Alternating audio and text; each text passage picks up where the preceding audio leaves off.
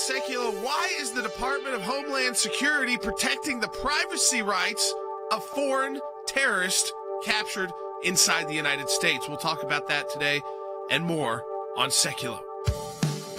Keeping you informed and engaged, now more than ever. This is Sekulow.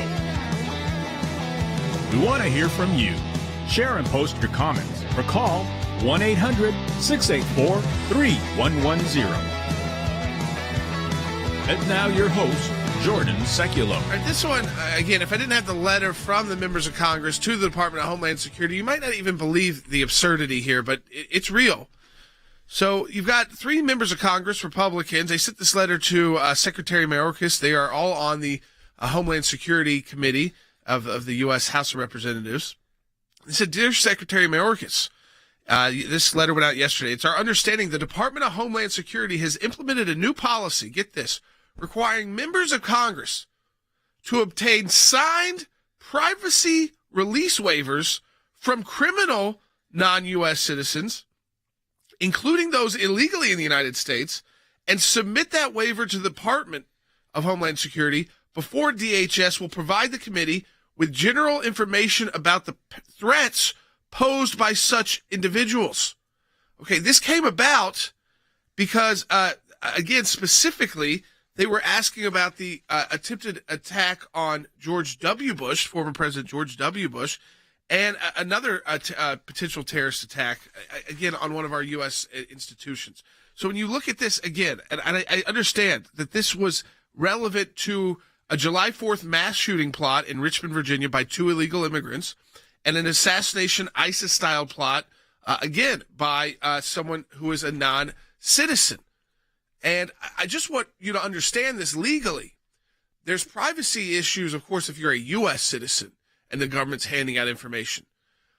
But for non-U.S. citizens who are criminals, let's go to it a step further, who are illegal immigrants, how could Congress do its oversight job of the Department of Homeland Security if they don't even know about these individuals and what they were planning to do and to get the information? You think they're going to be able to go to some prison, if they're even in prison or if they're in custody, and say, hey, will you sign this waiver so we can investigate you further at the U.S. Congress? I want to go to Stan Bennett right away on Capitol Hill, because, Stan, we've got these members of Congress who got this response from the Department of Homeland Security when they inquired about the individuals linked to those 2 events, the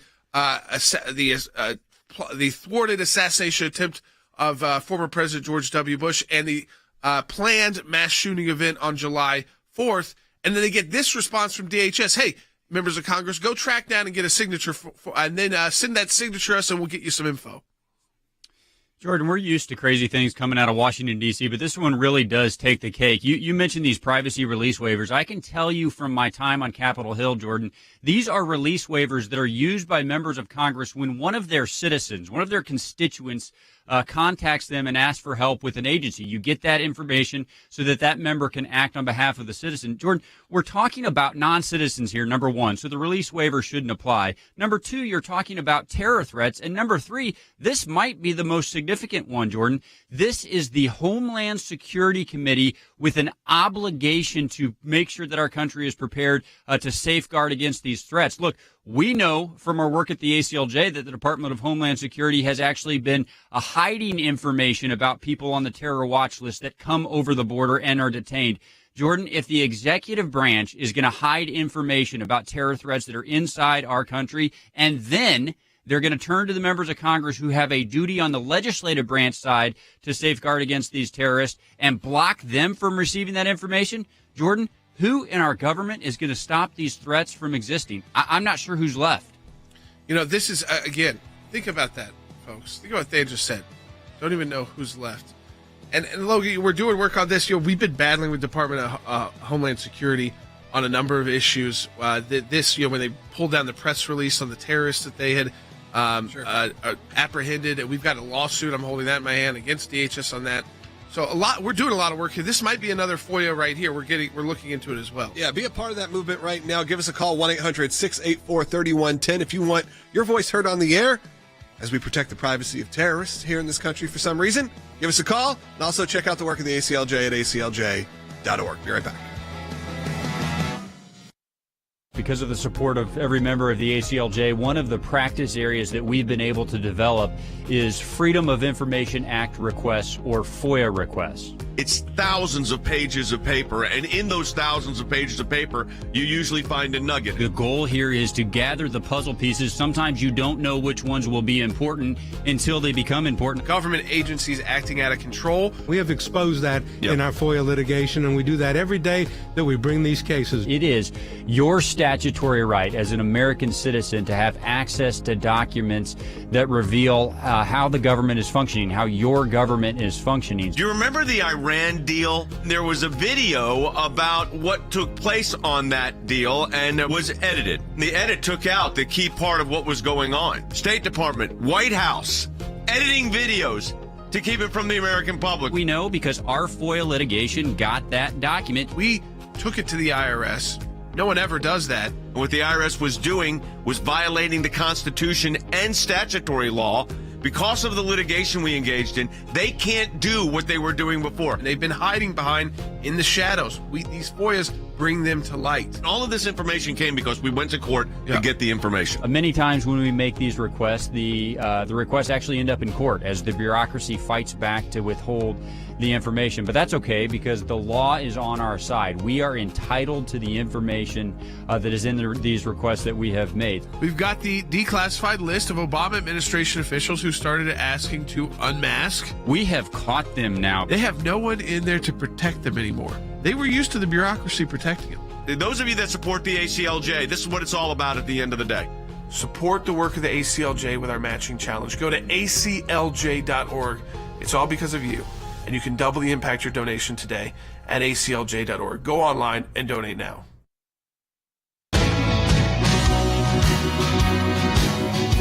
All right, we're going to take your phone calls on this, too, because this is just absurd.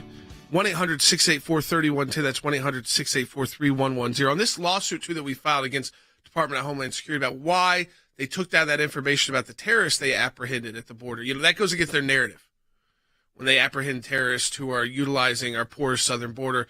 So we've got a lawsuit there. The next update on that will be just at the end of this month. So that is moving forward there. On this issue, let me just reset it because, Logan, I think it's just absurd. So you have a letter from 3 Republican members of Congress who are on the Homeland Security Committee to the Secretary of the Homeland Security, Department of Homeland Security, Mayorkas, because they sit in and request on information on 2 events, and the individuals linked to 2 events. And these were specifically non-citizen or illegal immigrants in the United States who are criminals, criminally apprehended, charged with crimes.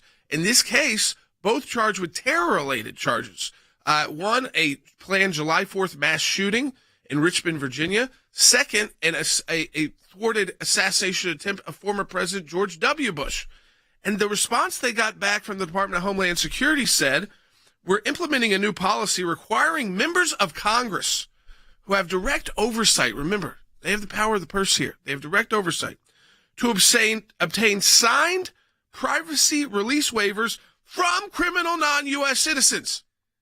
Okay, so they've got to go track down the terrorist who's in custody, somehow go through the federal custody system and say, hey, sign this so we can get more information about you before you're tried. Like, that's going to be something they're going to get rushed to sign. It feels like this is something that always happens within democratic regimes, is they do stuff like this. They always are giving more rights and more, personality and all these things to specifically people who are here to do harm to our country. And, they forget about what's going on at the border. You figure out what's happening all over the country and inflation and all this stuff. And we focus on things like this. Not only is it offensive, it is just so off the mark of where the people are.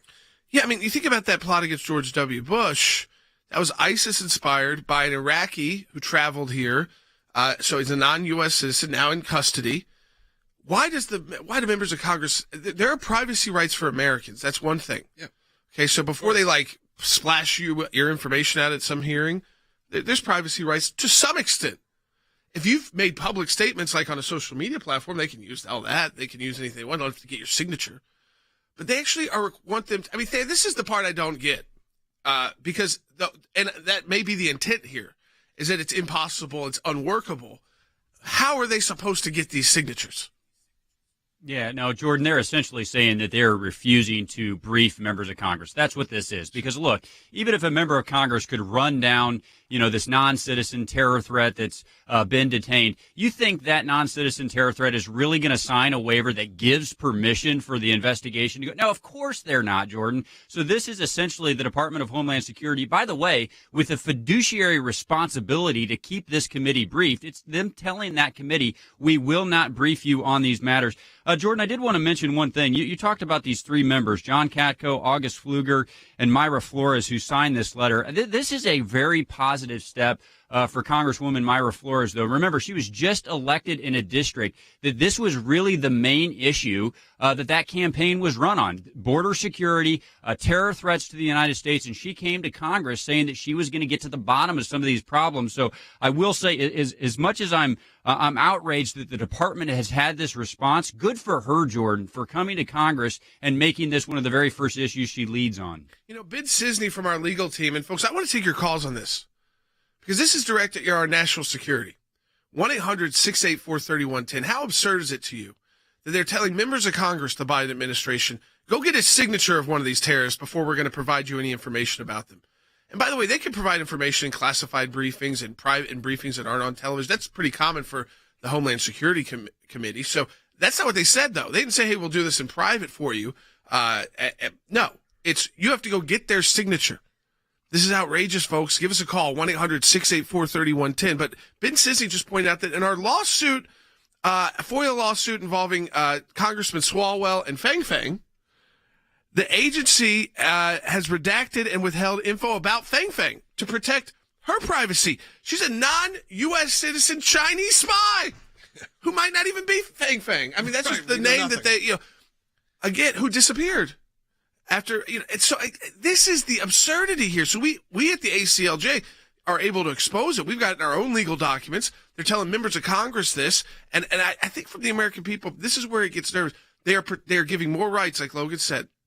They provide more rights to the bad actors than just average citizens. You don't have to be a good citizen. Just average citizen doesn't get these same kind of protections, because they'll throw your tweets up, as, oh, you're radical. They'll ban you from this. They'll ban you from that. You'd be under surveillance from Department of Homeland Security and DOJ and FBI because you went to a school board meeting. Not a lot of privacy protections there. But this to me, to members of Congress who decide their budget, to say, you go get their signature, that is, it's unworkable. It makes no sense. And as Stan said, it is a way for them to avoid briefing on topics that go against their narrative about the border. They go against their narrative about being weak on crime, weak on terror, and their failed foreign policy. Liberal world order. Yeah, exactly. And it shows you exactly how they would operate, because they are operating that way. And you think Mayorkas would learn his lesson, but see, he knows what he wants to do. So we can say all the time, this is absurd, this guy's ridiculous, but he's doing exactly what he wants to. Let's go to the phones, Logan. 1-800-684-3110. That's 1-800-684-3110. We want to hear from you on this. Calls are coming in from around the country. Let's first start with Rachel, who is calling in New York. Rachel, you're on the air. Yes, hello. Thank you for taking my call, and I appreciate all you guys are doing, and congratulations on your victories. My question is simply this, is that since Mr. Mayorkas is doing such a horrendous job, and I've heard it mentioned before in hearings, can he be impeached? Yeah, any cabinet official at that level, they can be impeached. The votes are not there. I mean, you would think then this would be the kind of cabinet official who has taken a lot of heat, made a lot, with the disinformation board. I mean, you go through the list with him. He has not had a great rollout with Congress. But as I said, I think they are okay with that because he's putting forward their most controversial agenda items. So they let him get beat up, but they're actually standing with him, because if it was a different administration, you might get rid of this person. You don't have to go through an impeachment process, which the votes aren't there for right now in Congress to do. So instead of doing that, you would say this is someone not effective for my administration. Thus, I'm going to replace them. Well, I'd say a couple of things, Jordan. First of all, as Speaker Pelosi-led U.S. House is never going to impeach him. It's just not going to happen. But I will tell you this. I predict that he resigns if the Republicans take the House of Representatives, because I actually do think a number of these scandals rise to the level that impeachment will definitely be on the table for him the next cycle. I don't say that just to be outlandish, Jordan. I mean, several of these really do. And Let me just put this out there. The second threat we're talking about here were two individuals that were trying to conduct a mass shooting. Jordan, clearly we have an issue with that in our country. God forbid if an event like that were to happen and individuals who were illegally present in our country were able to actually conduct an act like this after the Secretary of Homeland Security has taken an action like this. Jordan, how could a House of Representatives not impeach a secretary that would have abdicated his responsibilities to that extent, and then an event like that happens? So I sure hope that those circumstances don't play out. But Jordan, I think in the next Congress, I don't think this will be your Secretary of Homeland Security, and I don't think it should be. Yeah, I mean, again, folks, we want to take your calls on it, 1-800-684-3110. That's 1-800-684-3110. Let's go back to the phones. Yeah, we go. Jerry, who's calling in Rhode Island. Jerry on line 3. Jerry, welcome. Hey, Jerry. Hello, team. Hey. Isn't it amazing the most rookie member of Congress has the common sense to not sign that letter negating that proposal? Yeah, Congressman Maya Flores. I'll say she's someone was not on a lot of people's radar, right? That race, and then boom. She wins. I've said it. I will say it. I sent a donation. I don't talk about a lot of that on air, but I sent a donation to her campaign because she's speaking the truth. She's coming right to Capitol Hill, and she's on the letter. She's one of 3. There's the ranking member, and then John Katko, another member of Congress, and then you've got Congressman Pfluger, and then Congresswoman Flores. And I think again, she's showing the impact you can have right away. She's on the committee. And again, they put forward information. One of these events was in her state, because George W. Bush, of course, in the Bush Center, and where this ISIS-inspired Iraqi who came to the United States to kill George W. Bush would have likely been in Texas. So it would also have been in the state she represents. So I think you look at all this information, the fact that they are trying to again prevent Congress from accessing the information. Than, I want you to go back to it and say, it's so they don't have to answer questions. So if they get questions in hearings on this next time they're before, they'll now rely on this as a reason not to answer. I think we lost Than there. Here's something I think we need to push forward, and people need a reminder, because you keep saying, George W. Bush assassination. By the way, this was like 3 months ago. Yeah. This wasn't something, when you hear that, you're like, oh, well, were they talking about something from 5 years ago, 10 years ago, 12 years ago when that was power? No. This is happening. This is the kind of stuff that's happening right now, and these are the people that they are protecting. So I just want to make sure that is clear to our listener. That we're not talking about old news. We're not talking about pulling up things. We're talking about active terrorist July 4th threats. shooting. July 4th planned mass shooting in Virginia. 1-800-684-3110 if you want to talk to us about this issue, about this new policy by the Biden administration. Give us a call, 1-800-684-3110. Support the work of the ACLJ, aclj.org.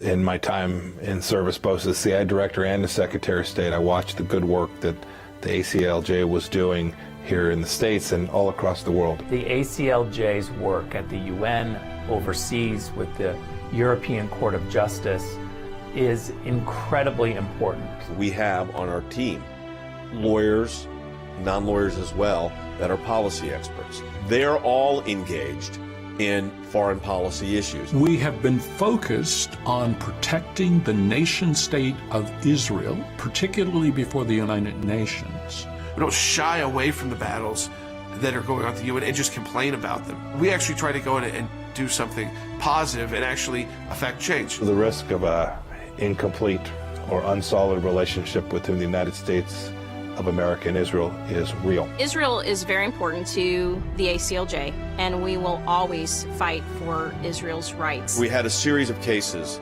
at the European Court of Human Rights, primarily dealing with religious liberty. And as Secretary of State, I saw this too. Nations that had more religious freedom were on firmer footing. They had better democracies. America has always been the world leader in religious liberties, in freedom of conscience and freedom of speech. We've taken the First Amendment, and that has been our cornerstone. It's to defend the rights of people of faith and others that are having their rights abused. We not only hold our government accountable, but we hold other governments accountable. You have to keep the battle going when it's not cool anymore. when it's not the number one story on TV, you have to actually be committed to finding it out, or else you'll never win. The ACLJ's front and center on this. We're in a matching challenge campaign. Any amount you donate, we get a matching gift for. Your support of the ACLJ enables us to do all of this. Go to aclj.org today. That's aclj.org.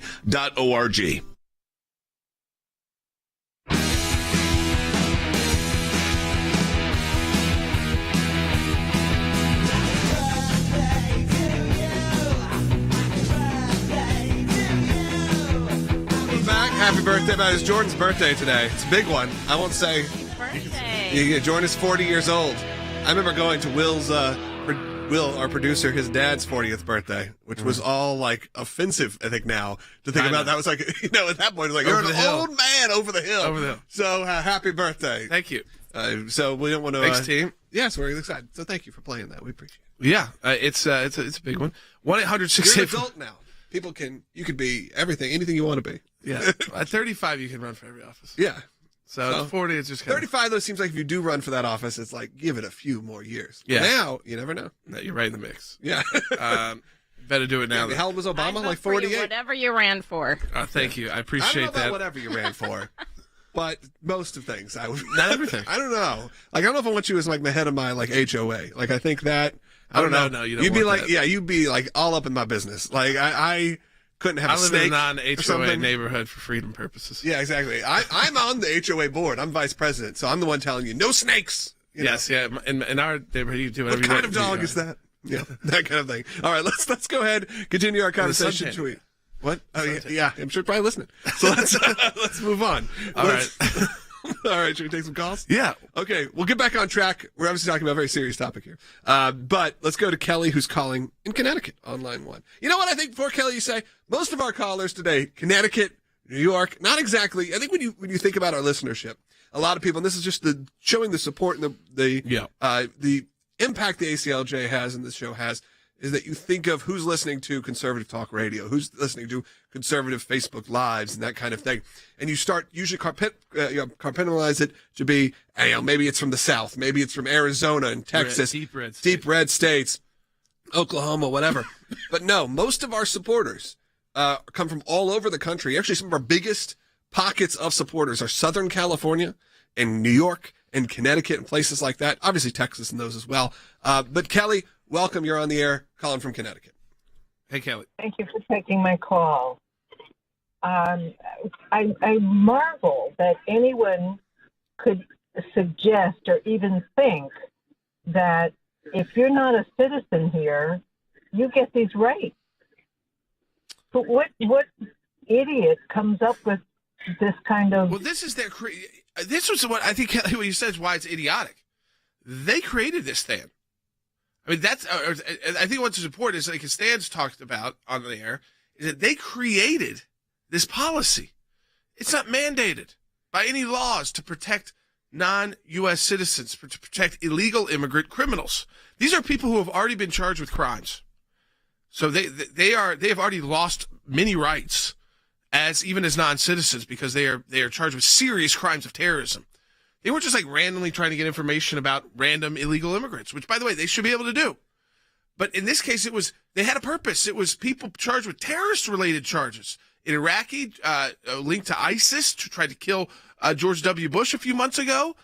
And then you've got, of course, a mass shooting that was planned by illegal immigrants on July 4th this month, 10 days ago.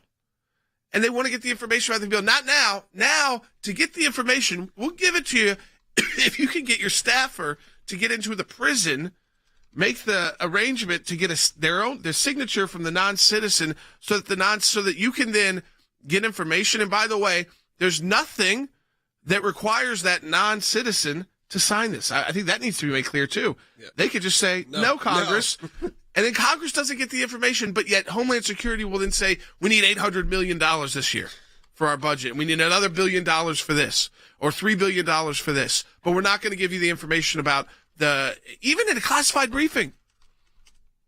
So it's a way for them not to provide info to Congress. Why? Because it goes against their narrative that they are somehow able to protect our borders. They are not able to protect our borders right now. They have ignored that, and they don't want to talk about the consequences of not protecting our borders. I do want to get to an ACLJ topic, and we'll continue to take your phone calls on this throughout the broadcast today at 1-800-684-3110. But Cece Howe's joining us. Two things, Cece. First, we filed 13 country reports. I want you to tell people about that and the countries we filed on with the United Nations, because it is significant and it brings up the really important human rights issues to front and center at the UN. Yeah, we stay engaged with the UN. This is the working group at the UN Human Rights Council. It's the working group Universal Periodic Review, which actually does a review of each of the 193 member states, basically their human rights record. And so we do 14 a session. There's 3 sessions each year, about 42 countries each year. And then in a period of 5 years, we've done all reports on all 193 countries. This report was Argentina, Ghana, Pakistan, Sri Lanka, Peru, Zambia, South Korea, Guatemala, Benin, Czech Republic, Japan, Switzerland, and Gabon. And most of them, only 2 of them actually, we had issues with Christian persecution. The other ones, almost all of them have issues with human trafficking and sex trafficking. And then there are abortion issues. There are forced marriage and conversion issues that we address in all of these. And we do it every session and, each year for 5 years, and then we'll start over after the 5-year cycle goes. So we just filed those. Actually, Ukraine was in this because typically we do 14 reports, but Ukraine was removed from the list because they're actively in a war. So we keep staying engaged. And then on top of the UPR, we've also done a special urging of the Special Rapporteur at the UN on the freedom of religion and belief to take action on Christian persecution in India. So this is outside the UPR. Tell people about that action.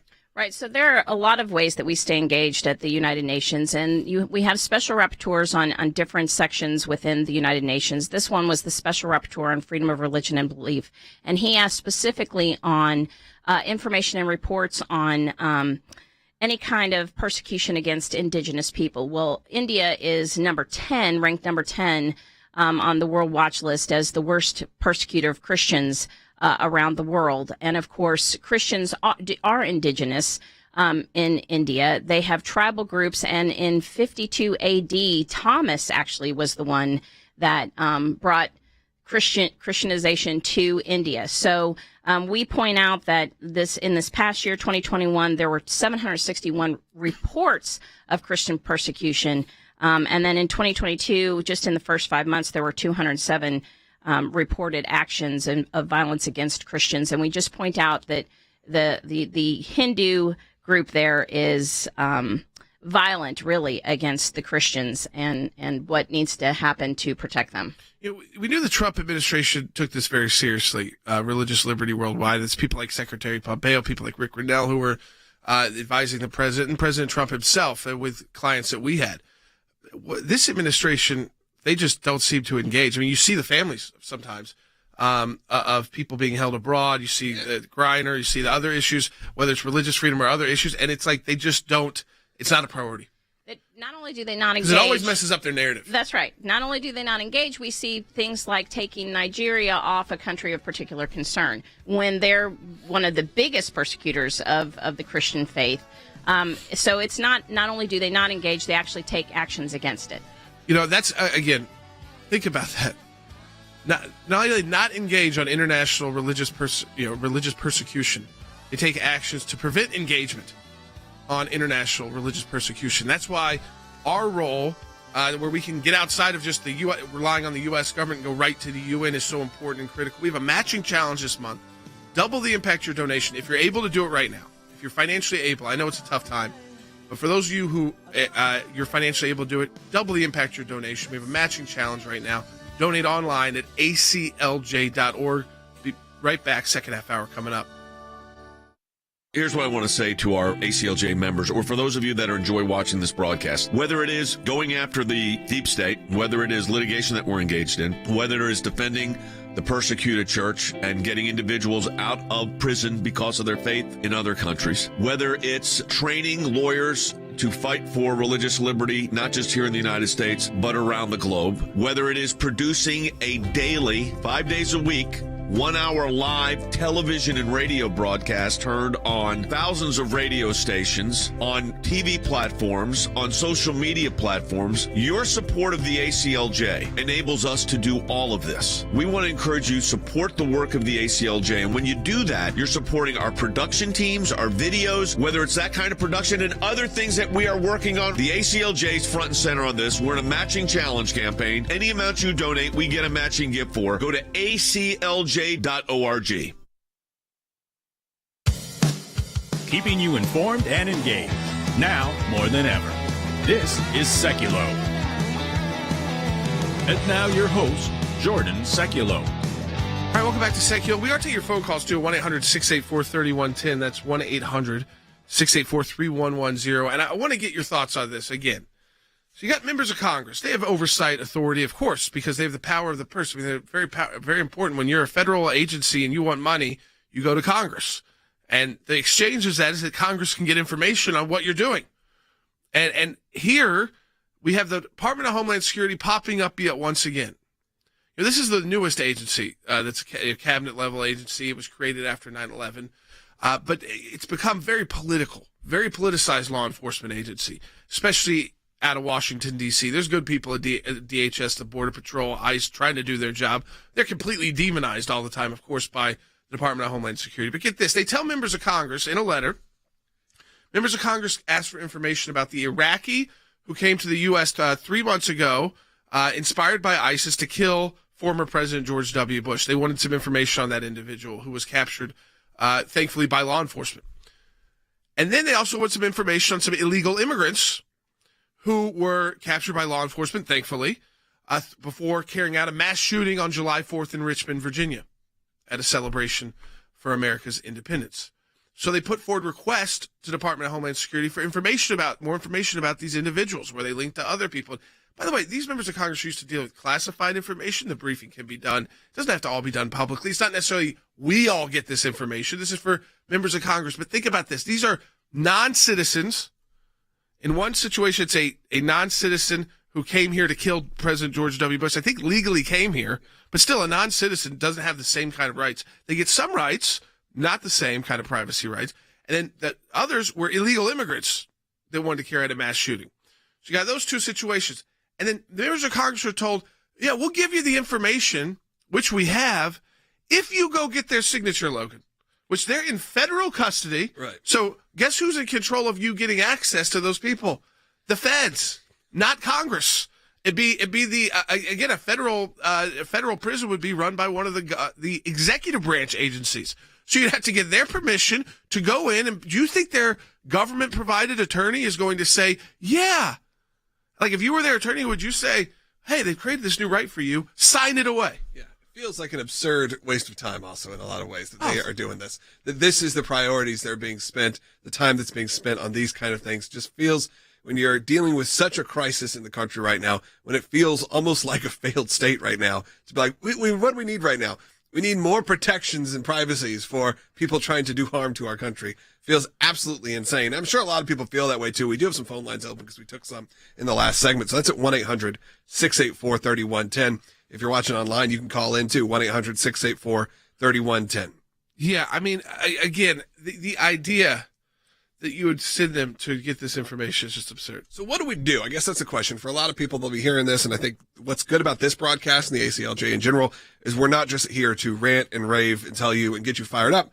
We also can give you at least a pathway to solutions. Yeah, so first we want to expose it, and members of Congress help do that, but we want to give them more of a voice, so take it to more people. The young ones are coming in, rookie. Yeah, Congresswoman Floyd's been there for a couple of weeks, right, and is already signed on. She took a seat on the Homeland Security Committee, so it makes sense that she signed on to this. And one of these potential attacks was not necessarily in her district, but in the state, Texas, because that's where George W. Bush has his center. That's where he is most of the time, especially in public events. Yeah, and again, this was recently. Like I think people just hear George W. Bush and your head thinks, years and years and years ago. You amplify it, but then you also, we're looking at, Ben says he's talking to our team right now as he listens to the broadcast, and he's looking, and he kind of he does head our FOIA department.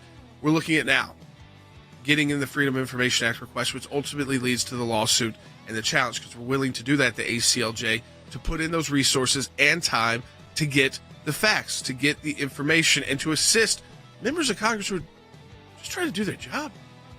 You say, okay, but you know what this goes against? The open border policies of the Biden administration.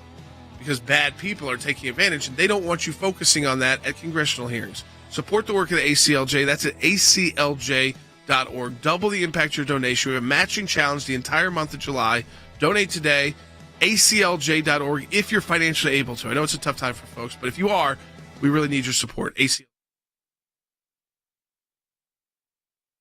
Biden is on his first visit to the Middle East since taking office, beginning with a stop in Israel. You have an ironclad commitment from the United States of America to Israel's security, an ironclad commitment. We'll make sure that Israel can defend itself by itself. Just moments ago, President Biden and his counterpart, Israel's prime minister, signing what is a joint declaration to never allow Iran to acquire a nuclear weapon. Today, you and I also discussed America's commitment to ensuring Iran never obtains a nuclear weapon. This is a vital security interest to both Israel and the United States, and I would add, for the rest of the world as well. I continue to believe that diplomacy is the best way to achieve this outcome. Words will not stop them, Mr. President. Diplomacy will not stop them.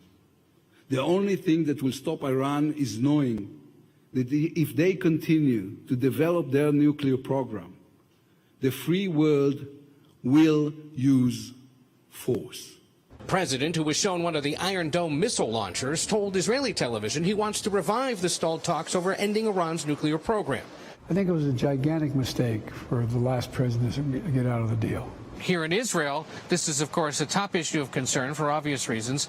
They're furious with the Biden administration for continuing or even talking about trying to continue these talks. The Israelis would much rather just work with us on trying to stop Iran rather than getting the rest of the world involved in something that they don't think necessarily will hold together. There are those who thought with the last administration we sort of walked away from the Middle East. We'll also continue building on the Abraham Accords, which I strongly support, because they deepen Israel's integration into the broader region and establish lasting ties for business, cooperation.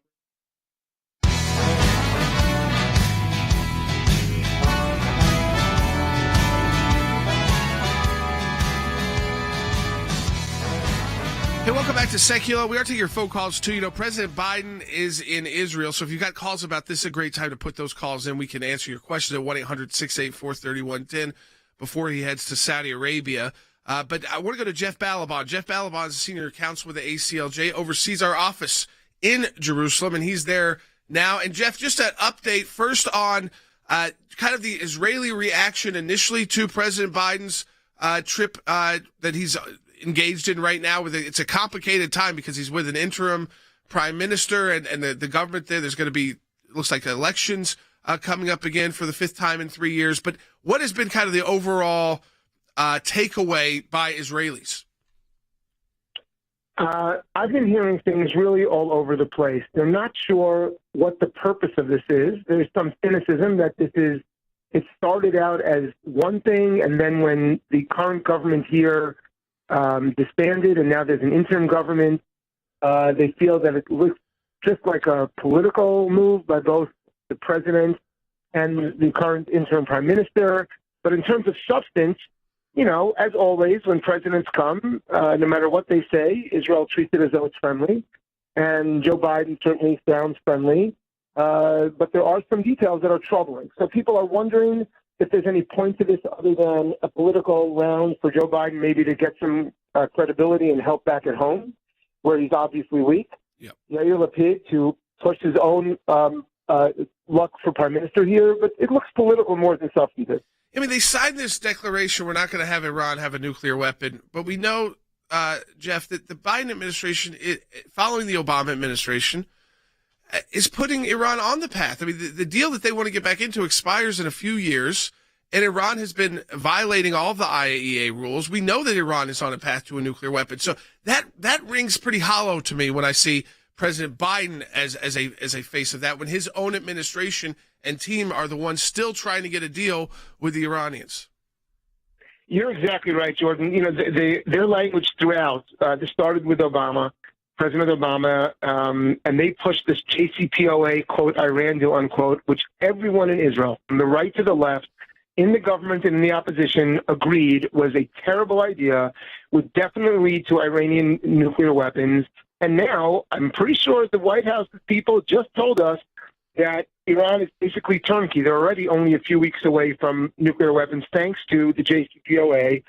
And, yes, so they use the rhetoric of safety and security for Israel when they're really doing is literally guaranteeing that Iran will have nuclear weapons. And, Jordan, as I always try to remind people in America, Iran also has intercontinental ballistic missiles, and they don't need them to reach Israel.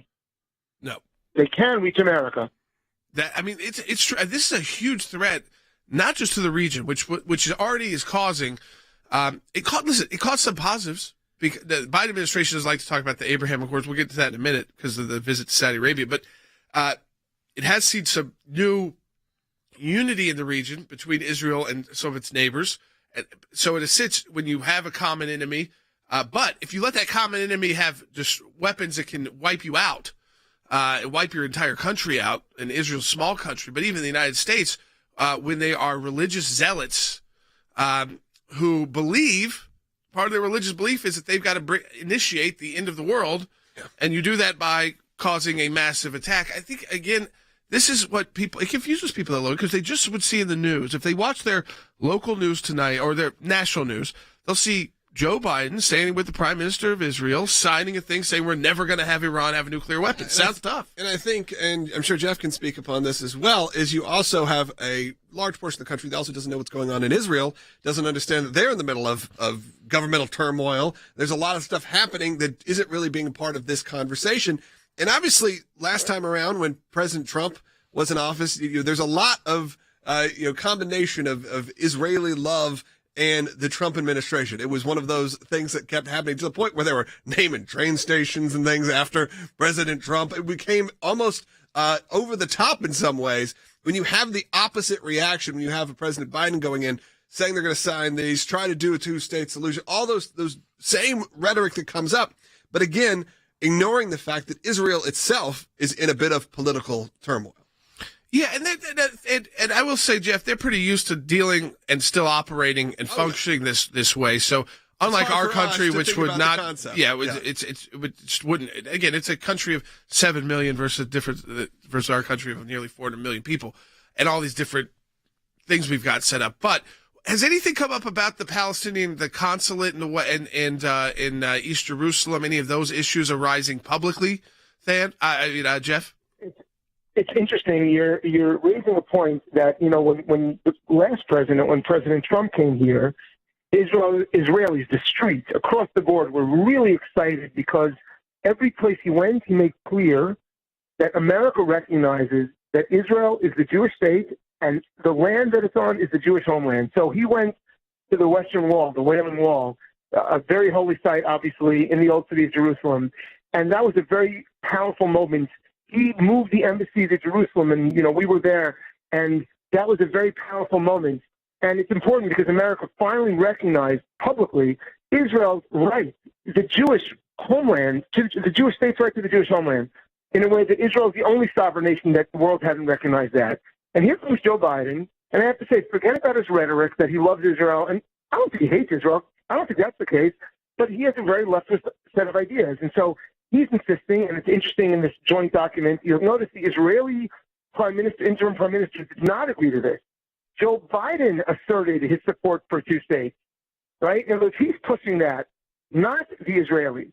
And Joe Biden is actually pushing the Israelis away and saying, in your capital, that our country just recognized a few years ago as the capital, in your capital, the president of a foreign country, Joe Biden, will go to one of your Jewish holy sites on the Mount of Olives, by the way, Jewish and Christian holy site, the Mount of Olives, and visit your enemies and show that they have sovereignty. And so his words are saying one thing, but his actions are saying something else. And the people who are watching that the most closely are the Arab nations who have been busy making war, peace, and normalization, and they're seeing this, and that's the danger. Yeah, this was a bizarre statement by President Biden. I want your reaction, Jeff, because it was about It's so common for this administration. They ignore the Abraham Accords. They ignore them completely. Take a listen, Bite 33, Biden. The broader picture is that there are those who thought with the last administration we sort of walked away from the Middle East, that we were going to create a vacuum that China and or Russia would fill. And we can't let that happen. And secondly, the more Israel is integrated into the region as an equal and accepted, the more likely there is going to be a means by which they can eventually come to accommodation with the Palestinians down the road. He's forgetting. It's disgusting. One, the Abraham Accords completely, Jeff. I mean, the fact is, Israel is much more accepted in the region because of the work of the Trump administration and actual agreements that were done, treaties that were signed, bilateral, that the U.S. helped negotiate. They're celebrating Hanukkah in the UAE. You have direct flights from Israel to Saudi Arabia right now. I mean, this is insane. Where is the mindset? And of course, it's not just the old man Joe Biden, because he's got a lot of young advisors, Jeff. No, this is the big problem. The big problem is, and people today don't remember the history of this, but I'll do the short version, okay? Until the Oslo Accords, until the early 90s, and Bill Clinton, and really Hillary is the one who pushed this the first, it was clear, right-wing governments, left-wing governments, right-wing groups, left-wing groups, Democrats, Republicans, America, Israel, that the idea of a Palestinian state was anathema, that it would destroy the stability of the region forever. It would make it miserable for the Egyptians, the Jordanians, the Israelis, the Saudis. But with pressure from the Europeans and on the far, far left, they started this actually illegal negotiation with a terrorist organization, the PLO, which they now call the Palestinian Authority. It is still a terrorist organization. In fact, they just threaten more terror if they don't get what they want. They have never engaged in a peace process. And the fact is, this was a terrible blunder and was a terrible mistake. Israel no longer, officially, it is no longer Israel's policy to pursue a two-state solution. They would be open to it if there was someone to talk to them, but they know there's no one to talk to, and the other side wants war and to wipe out Israel. For some reason, and by the way, the Arab nations who created this myth that really there's another indigenous people who should have a state to replace the Jews, they know the truth, and they're over it, which is why they would just want to make peace with Israel and move ahead into the next century and grow and live well. And here come the Democrats and Western Europeans on the left, and they're pushing this narrative again and again that really the future has to do with taking this terrorist organization and giving it a state. The Abraham Accords were the exact opposite, and Biden, again, he talks the language of anti-Iranian nukes, he talks the language of peace and normalization, but his actions all refer back to giving the terrorists this land. Jeff, as always, we appreciate it, and I appreciate Jeff being in Israel, overseeing our office, ACLJ Jerusalem.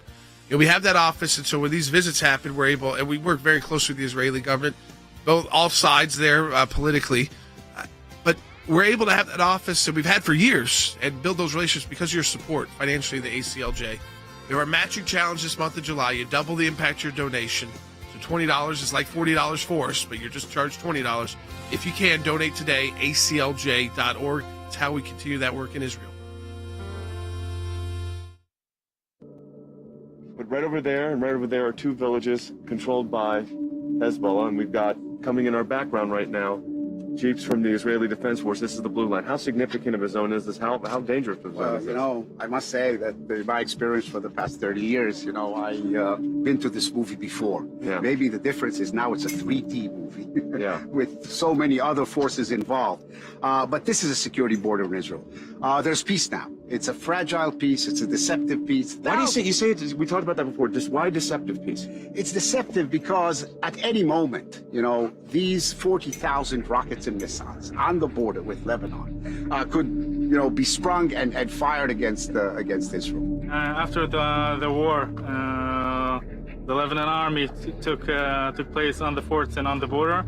We see a lot of movement of the UN, but we know to the citizen vehicles that the Hezbollah own, we know they're looking out, and we know they're preparing for the next battle day. We're asserting that Iran is actually engaging in this war with through Hezbollah. Is that the sense that you have as you're training? Sure, that's what we learn also. All the weapons, the training is all Iranian money and techniques. You can find the Iranian regime fingerprints everywhere. In Afghanistan, in Iraq, in Lebanon, in the Palestinian arena, in Yemen, in South America. In the north, we have Iran. Hezbollah, which is an Iranian division on our border. We are in a matching challenge here at the American Center for Law and Justice, and that means any amount you donate to the ACLJ, we have someone that's going to match that. Simply go to aclj.org and become part of the Matching Challenge campaign.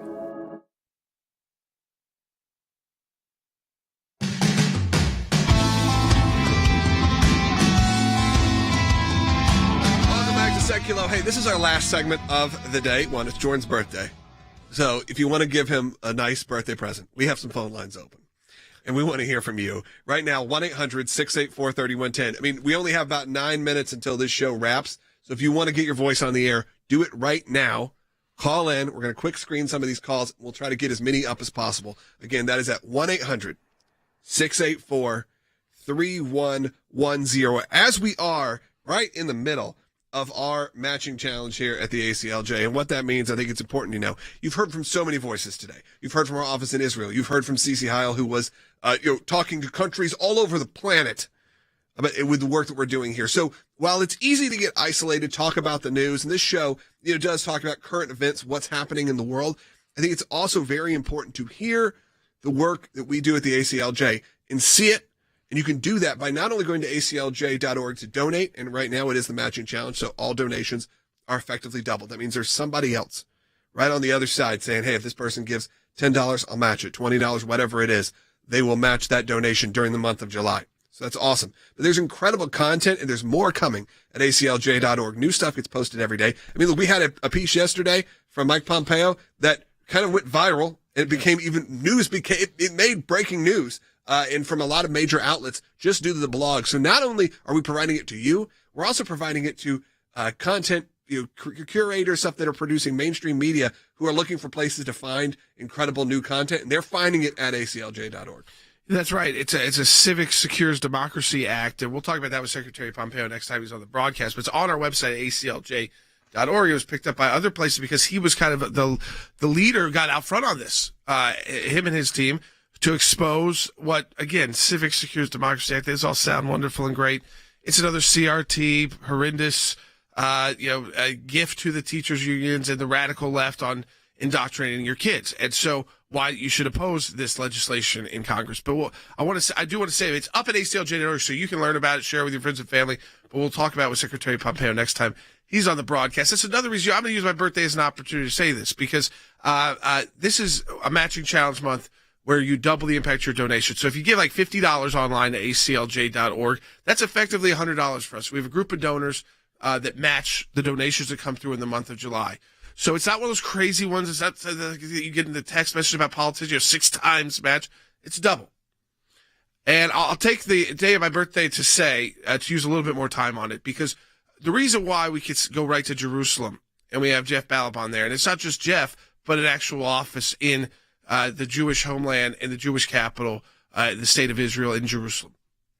The reason why we could go to CC can work with our office in Strasbourg and put together these UPRs in all these different countries, and we have all this expertise. It's all because of your financial support to the ACLJ. It's because we can continue to expand, so we can add people like Mike Pompeo to our team. We can add Rick Grinnell to our team, and we can continue to think about new initiatives like we launched ACLJ Action. That's about to take its first action, actually, in a couple of different places. One on life, one on an issue we'll get into further that involves China. So we're able to do this because of your financial support of the ACLJ. And Logan, this is a really important month for us because, again, it's a mid-year, and it allows us to continue working. It's not just it's not planning for next year. It's what else can we do on top of what we're already doing? How do we increase our efforts when we know we have such a hostile administration right now? Yeah, I think that is something that we always are doing. And look, there are a lot of things happening that we can't even talk about. And there's a lot that is upcoming. We're planning 2023 already. We're starting to look to the future. I mean, you have big things happening, obviously, in politics in the next few months. So we have stuff like ACLJ action, and then we're not that far away from really getting back going into what's going on in the political spectrum. And the ACLJ is always there to make sure that your values are stood up for, and we're there for you. I mean, we have people right now.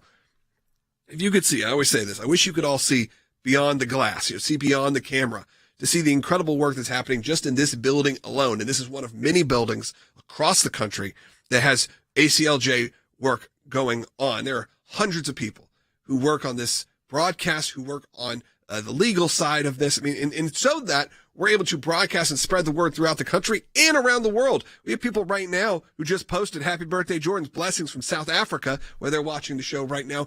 And you have to start thinking about it that way. When you hear those countries like Cece rattled off earlier on in the broadcast, you go, wow, the work of the ACLJ goes well beyond. We just had our office from Jerusalem on the phone immediately, while President Biden is there, getting engaged in what's happening in Israel constantly. And why that's important is just because of this incredible work, and we can't do it without you.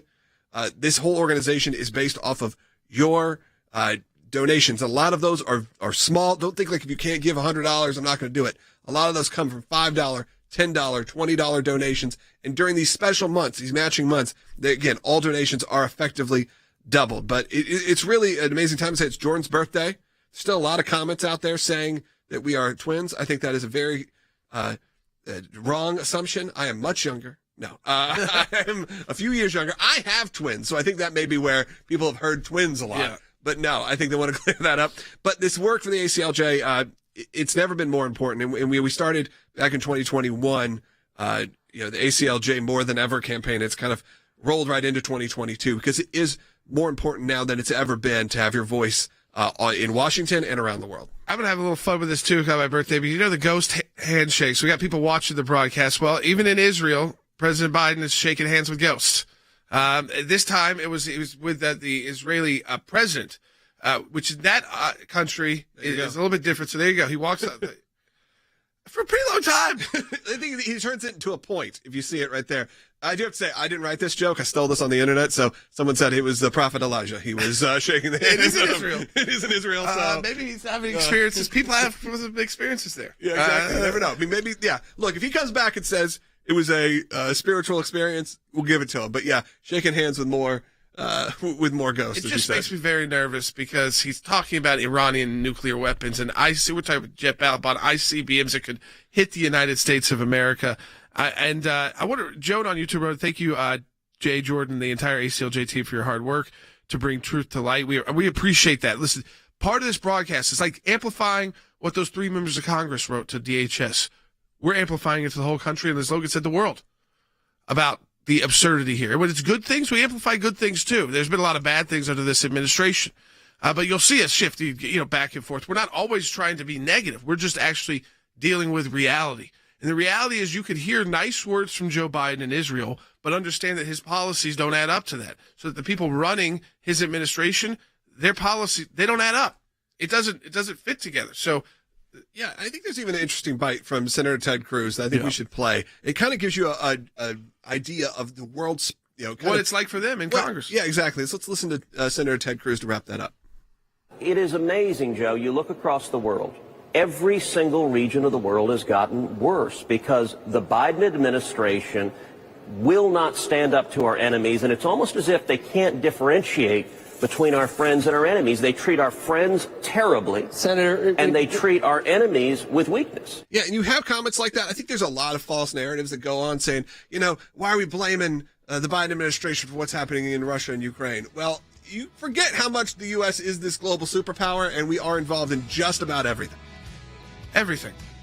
I mean, it's true. I mean, it is true, and you can't shy away from it. When you have that important role to play as a country, you have to be very careful because you don't want to give up. One thing I think the Biden administration is slowly giving up is our power as the superpower.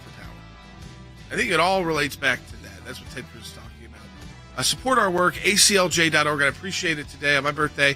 Doubly impact your donation. Make that donation at aclj.org.